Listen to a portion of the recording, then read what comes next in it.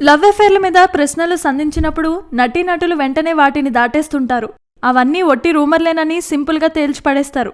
అంతేకాని తాము నిజంగానే ప్రేమలో ఉన్నప్పటికీ ఎట్టి పరిస్థితుల్లోనూ బయటికి చెప్పుకోరు. కానీ మెగా ఫ్యామిలీ నుండి వచ్చిన సాయి తరం తేజ్ మాత్రం అందరిలా తన అఫేర్ని కడుపులో దాచుకోలేదు.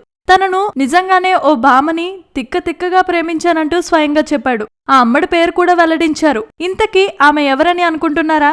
మరెవరో కాదు, తిక్క సినిమాలో అతని సరసన నటించిన లారిస్సా బోనేసి.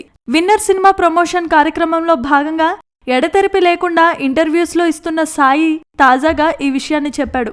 మీరు రకుల్తో ప్రేమాయణం సాగిస్తున్నారని వార్తలొస్తున్నాయి, అందులో ఎంతవరకు నిజముంది అని ప్రశ్నించినప్పుడు అబ్బే మీకు తెలియని మ్యాటర్ ఇంకొకటుంది అంటూ మెలికలు తిరిగిపోయాడు. తిక్క సినిమాలో తన సరసన కథానాయికగా నటించిన లారిస్సా తాను ప్రేమించానని చెప్పుకొచ్చాడు. ఆ సినిమా షూటింగ్ సమయంలో నేను లారిస్సాని చూసి పడిపోయా.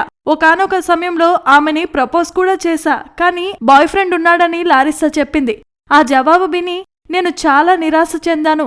లోలోపల ఏదో తెలియని బాధ నన్ను కృంగదీసింది అని ఈ మెగా హీరో చెప్పుకొచ్చాడు. ఈ మాటలు చెబుతున్నప్పుడు సాయి తరం బాడీ లాంగ్వేజ్ చూస్తే కావాలనే ఈ కహానీ అల్లాడని స్పష్టంగా అర్థం చేసుకోవచ్చు.